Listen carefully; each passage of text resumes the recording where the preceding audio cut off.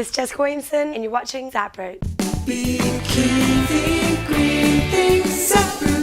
So what gets South Koreans protesting in the streets? Turns out they've got beef with America. We know that's normal at this point, but this time it's not about Iraq, human rights, or fair trade, or anything like that. This time it's about American cows. Or more precisely, the American cattle export market. Recently, between 100,000 and 1 million people, depending on who you ask, took to the streets to protest a free trade deal that South Korea recently signed with the US, which will vastly increase Korean imports of American cattle meat. So what's all the fuss about? Our meat must be safer than our tomatoes, right? Oh, sorry, I mean tomatoes. Here's a mad fact. The US only tests 0.04% of its cows for mad cow disease. In fact, the Bush administration recently appealed a court ruling that would allow a small cattle farm to test 100% of their cows, saying more widespread testing does not guarantee food safety. I'm sorry, but isn't it the whole idea of a test?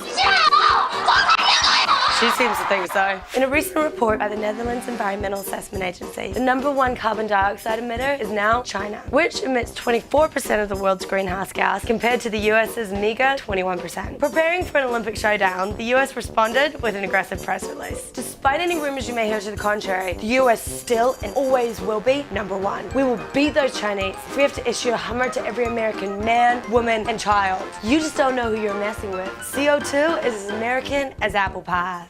You know how it is. Sometimes you just need to move. No matter how amazing his house is, you just can't deal with that crazy boyfriend anymore. By the way, that's not my boyfriend's house. It's just some random picture. That's a bit more like it. Or perhaps the last 6 months of construction on your street is making the peace and quiet of New York seem very attractive. So yeah, I had to move. Thankfully, I discovered a great green option at Earth Friendly Moving. I've come up with a whole way of taking trash and converting it to packing and moving products. And we rent them and it replaces cardboard. We make a box of 3 sizes. All you have to do is put your stuff in, close the lid, no tape, use zip ties, stack them in 5, load them in your car. And then we also take baby diapers and we make a pallet. It's called a poopy pallet. It's roughly 50% cheaper than buying cardboard. Check them out at earthfriendlymoving.com. I highly recommend them. And although the baby diaper packing sounds a little dodgy, it's really just fun.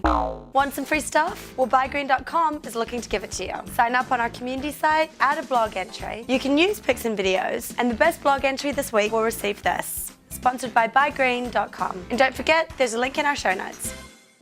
So what's going on with alternative autos? Check out the Triac. It's a 3-wheeler designed by Green Vehicles in California. Its top speed is 80 miles per hour, has a range of 60 to 100 miles, and charges in 6 hours. The styling leaves a little to be desired, especially the third headlight and this little gappy part towards the back. And if you're looking for airbags, then you'll have to keep on looking. But they're available now, and they cost around $20,000. You can now officially lease a hydrogen vehicle. Honda is now offering its FCX Clarity in Southern California. The price is $600 per month, and it has a range of about 270 miles per tank, which is good because you're going to have to find your way back to the handful of fueling stations in the area. Check out this 220 mile per gallon car from Hybrid Technologies. They say they'll have a drivable prototype by September, so start holding your breath now. Or check out the Scorpion, which uses a mix of hydrogen and gas to get about 40 miles per gallon, which isn't great, but it sure is pretty. And we want to say bon voyage to our friends at Algalita. They just left on a voyage from Los Angeles to Hawaii on a boat that's a total piece of trash. No, really, it's made entirely out of trash. The journey is meant to bring attention to our pollution and trash production. And the good part is, we're going to be making plenty of trash while they're gone to keep them in boats for a really long time. Thanks for watching, and remember the links to our stories are in our show notes at zaproot.com. We want to take a sec to thank all the iTunes users that review the show.